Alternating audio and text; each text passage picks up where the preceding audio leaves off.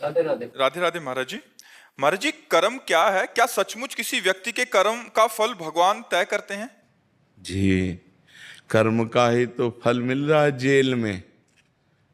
Jail में कर्मों का ही तो फल है। कुकर्म हो गए तो पूरी जेल भरी हुई है। कर्म वो होता है जो हमारे मन में स्फुरणा होती है, संकल्प बनता है, बुद्धि निश्चय करती है, फिर इंद्रियों से चेष्टाएं होती है, उसे कर्म कहते हैं। कर्म दो प्रकार के होते हैं, एक शुभ कर्म और एक अशुभ कर्म, जिनको कहते हैं पाप कर्म, अशुभ कर्म। और पुण्य कर्म, शुभ कर्म, दोनों का फल अवश्य में वो भोक्तव्यम कृतम कर्म शुभाशुभम, अवश्य भोगना पड़ता है। उनका परिणाम भोगना ही पड़ता है। कोई कितना भी बड़ा ऋषि महर्षि हो, उसको भी भोगना पड़ता है। इसलिए कर्म बहुत होश से करे, बेहोश होकर न करे, प्रमाद में न करे, नहीं तो उसका दंड मिलता ही है। अब देखो, कर्म है, किसी बहन बेटी को छेड़ दिया, अब डंडा चलेंगे, पुलिस ले जाएगी, मुकदमा चलेगा, उसको सजा मिलेगी। कर्म है, क्रोध आ गया, हम किसी की हिंसा कर दी, आजीवन कारावास। हिंसा 5 मिनट में हुई और उसका दंड पूरे जीवन भोगना पड़ेगा। या ज्यादा अपराध बन गया तो फांसी की सजा मिल जाएगी। तो कर्म ही तो है। और अच्छे कर्म हो गए तो देखो, राष्ट्रीय सम्मान मिलता है, समाज में आदर मिलता है, और यहाँ सुख मिलता है, और परलोक में भी सुख मिलता है। सारा खेल कर्म का है। कर्म प्रधान विश्व रचि राखा, और जो जस करे तास फल चाखा। कर्म की प्रधानता से विश्व की रचना हुई है। जो जैसा करता है वैसा फल भोगता है। समझ पा रहे आप? इसलिए बहुत होश से कर्म करे। और होश बनाने के लिए नाम जप है। जब तक नाम जप नहीं, तब तक बेहोश ही हो। जानते हो कि ये कर्म नहीं करना चाहिए, फिर भी करोगे। अगर नाम जप है तो तुम्हारे अंदर जलन पैदा हो जाएगी, तुम्हारे अंदर बल आ जाएगा कि नहीं नहीं, हमें पाप कर्म नहीं करना है।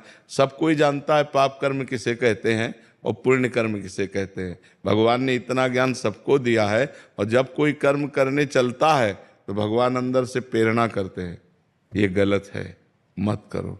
लेकिन हम लोग इतने मलिन स्वभाव के हैं कि अंदर की बात को न मानकर और कर्म कर बैठते हैं, और बाद में सोचते हैं कि यार हृदय में तो आया था, पहले अंदर आया था कि यार ना करें, पर यार अब कर दिया, तो फिर अब भोगना पड़ता है। इसलिए कर्म बहुत संभाल करके करें। वर्तमान में कभी किसी सत्कर्म का विपरीत फल मिले तो इसका क्या अर्थ समझ? नहीं, सत्कर्म का विपरीत फल मिलता ही नहीं है। वो आगे मिलेगा। हाँ, जैसे हमने आज सत्कर्म किया और आज हमको कष्ट मिल रहा है, तो ये हमारे सत्कर्म का नहीं मिल रहा, ये हमारे पूर्व पाप कर्म का मिल रहा है।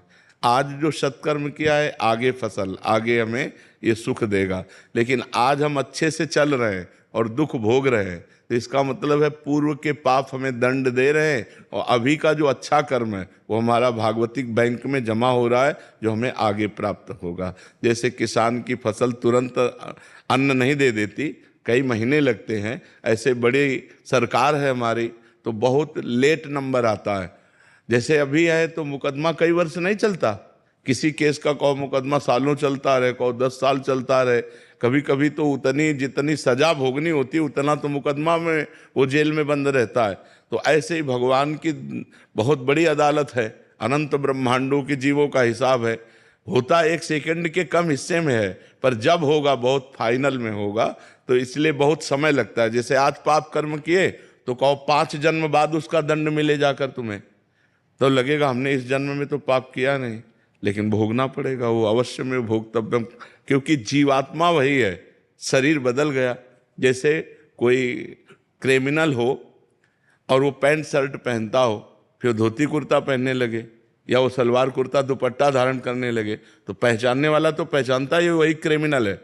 तो भगवान तो जानते हैं ना ये वही जीव है जो पूर्व जन्म में पाप कर्म किया है, तो उसको वही दंड दे देते, जाओ तुम्हें ये भोगना। अब इस जन्म में उसने कोई पाप किया नहीं वैसा, लेकिन पूर्व जन्म का पाप कर्म आकर उसे दंड देता है। जैसे संतों को है, मान लो कोई बचपन से संत है, देखो रामकृष्ण परमहंस जी के गले में कैंसर था, भाई जी हनुमान प्रसाद पोद्दार जी के उदर में कैंसर था। बड़े बड़े संतों को बड़े बड़े कष्ट भोगने पड़े, क्योंकि पूर्व में किया हुआ पाप भोगना पड़ेगा। भगवान को भी भोगना पड़ा, वो कानून से अलग नहीं रहते।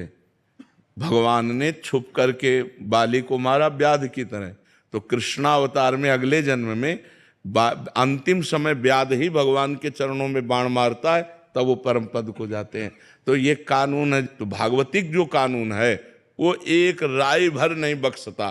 भारतीय कानून में थोड़ा धोखा हो सकता है कि वकील चतुरतावश दूसरा प्रमाण पेश करके और दोषी को बचा दे और निर्दोषी को फंसा दे, लेकिन हमारे भगवान के दरबार में किसी वकालत की जरूरत ही नहीं, किसी गवाही की जरूरत नहीं। 1 सेकंड में उस जीव का हिसाब हुआ फाइनल। अब अगर उस हिसाब को बदलना चाहिए